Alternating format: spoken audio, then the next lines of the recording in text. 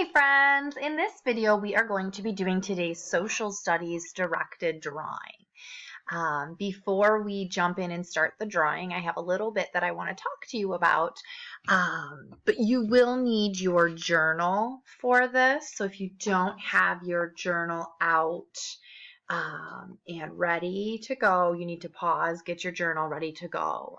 This whole week, all of our directed drawings we'll be doing in our journals. Okay, so make sure that you have your journal ready to go, and we will get started. As you may or may not know, we are going to begin our American Dream Unit this week. Now, the American Dream Unit is a social studies unit that we always do in first grade at the end of the school year. And it is where we learn a lot about our amazing country, the United States of America. And in addition to learning a lot about how our country became independent and a free nation and country, we will also start to learn a little bit about where we each came from. Each of us has a background, or what we call a heritage, which is our parents came from countries all over this world, and they came here to America, and that is how our country started out and grew to be the amazing country it is today. And so throughout this next few weeks, we are going to be doing the best we can at a distance to learn some of the amazing things about that. So as you know, back around Thanksgiving time, when we learned about the Pilgrims, or the pioneers that came over from Great Britain, over from England. And we know that when the settlers came here, it took them a while to get established, and it took them a while to be healthy and be able to have their town and their homes and all of that. And once they were a little bit more established here, we learned about the Revolutionary War, where the people here decided that they wanted to be separate or free from Great Britain. They no longer wanted Britain to have a say in the religion that we practiced, or the way that we lived, or the way that we got to practice our, faith and beliefs and ideas. We wanted to be able to be free to talk how we wanted to talk and to think how we wanted to think. And so the Revolutionary War was the war in which the people that were here in the United States, which at the time was not the United States, it was just the colonies that were just starting out, and they fought against the soldiers in Great Britain, and we won and established our freedom.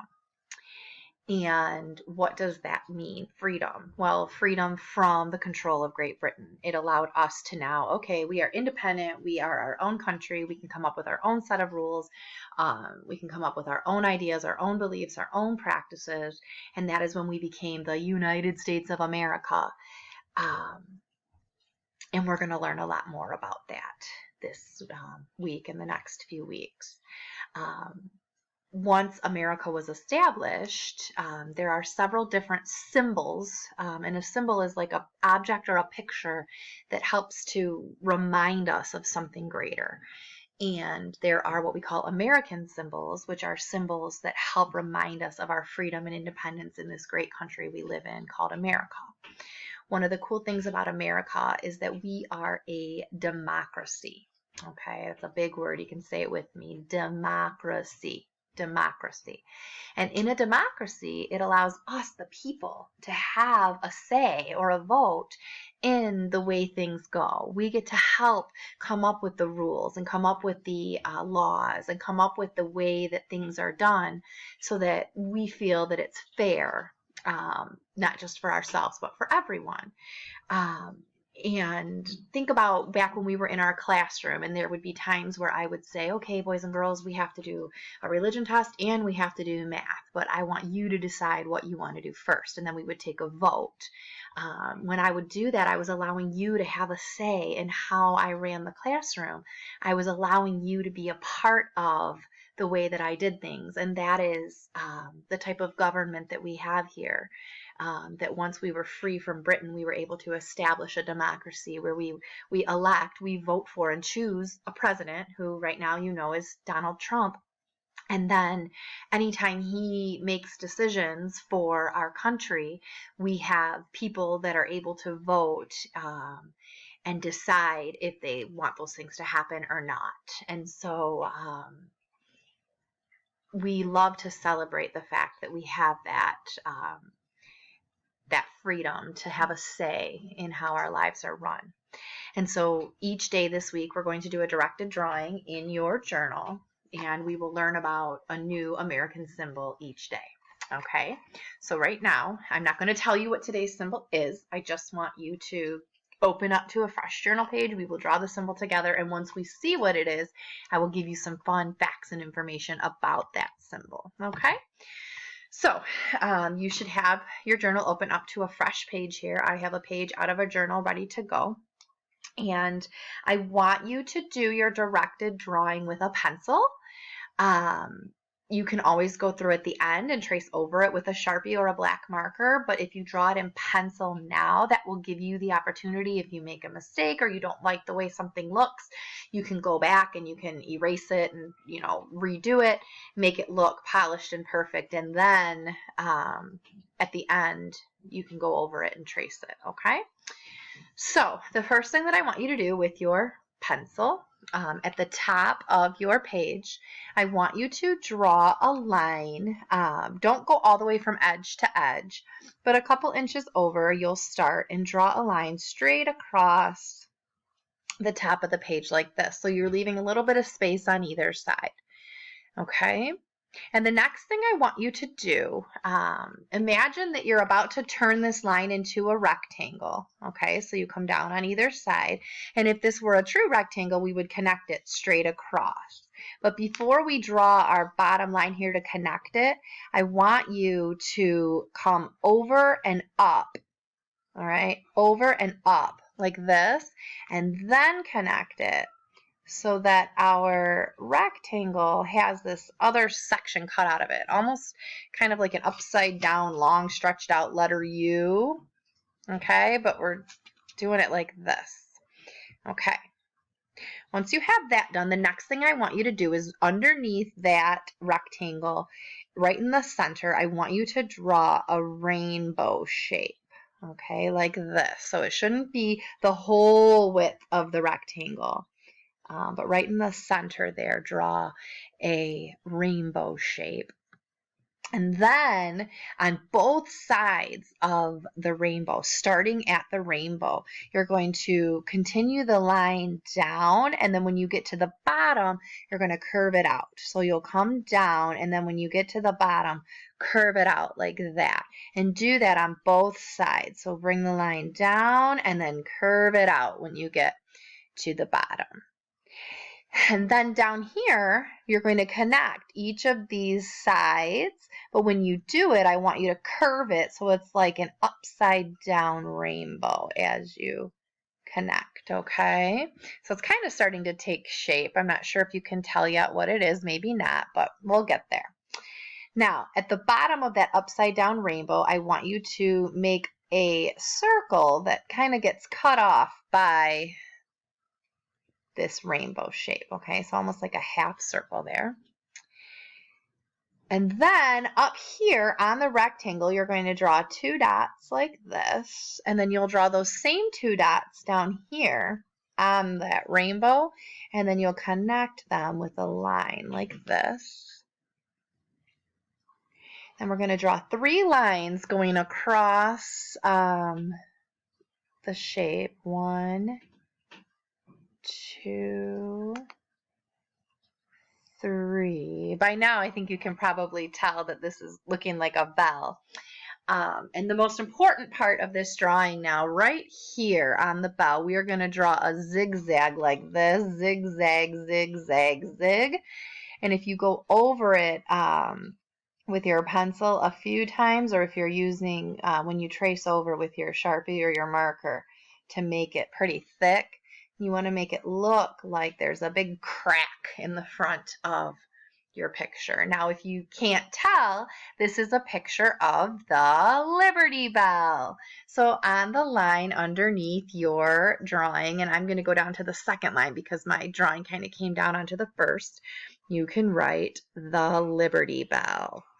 Now, I am going to tell you a little bit about the Liberty Bell, and then I also have a short little video. It's actually a woman reading a book to you, since we're not in the classroom and I don't have the book to read to you in the classroom right now.